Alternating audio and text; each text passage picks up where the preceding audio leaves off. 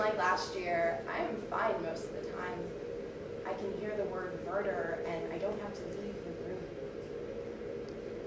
But I still can't look at our prom pictures, because if I do, then I'll see all 15 of us lined up in front of the limo with our stupid hairdos and our corsages, and my best friend Chris, in his black bow tie and white suit, and right by his side, the boy who killed him. I am 1,500 miles away from the courthouses of Alachua County, Florida. I am even further from the Miami Beach where we all sat the year before last, lying back in the sand, drinking soda, flicking cigarettes, listening to Biggie. But it's been a long time since then. And it has been 15 months since we all started college, and it has been 15 months since one of us took another life. This afternoon, I sat in a tea shop, feeling everything but fine, and I thought maybe the only way to be fine again is to give myself this moment to admit that this world is senseless. I mean, even my mother will die one day, and there are guns in the hands of tarnished souls, and there are family heirlooms that will break and burn, and there are lumps in breasts and brains and thighs that will be found too late. So many things are found too late. A pair of deer hunters came across Christian's body 3 weeks after he was drugged and suffocated. They say he was probably asleep when he died. Chances are he didn't feel it. It was a good death, at least.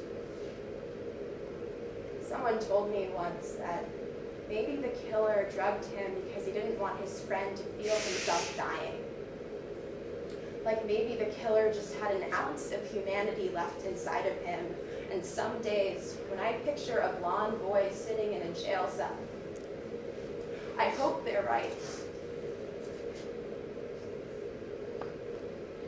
But the thing is, one of us left behind our friend like a carcass in the woods, and it should go unsaid that a person isn't meant to be left like meat. A person is meant to ask about God, just like Chris did when we were 15. He called me one afternoon to ask me why I believe, and I told him I just felt it. Not a him, not a her, just it. I felt God in us.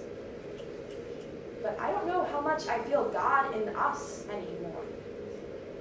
Because one of us took him. And see, the thing is, most days I have to set it aside. I can't think about the crushed sleeping pills or the clenched fist. I can't think about the receipt for the duct tape and shovel. I can't think about going to eat tacos because that was Chris's favorite food after his funeral. About chopping off all my hair last October. About how many nights I spent just trying to sleep and how many more nights I spent just trying to forget. But see, the thing is, nobody and nothing can make sense of this. And no matter how many people I meet, none of them will ever be the one I lost. And no matter how much time I spend in yellow-lit nooks, I cannot find any lightness in this. Because one of us did it. One of us killed. And then one of us died. And I will never be fine with that. So I grieve, and I pray, and I pray, and I pray. And I walk across these stones, and I don't look for the God in us, but I look for the good in us. Some days, it gets harder to find. So today, I am settling for telling you our truth.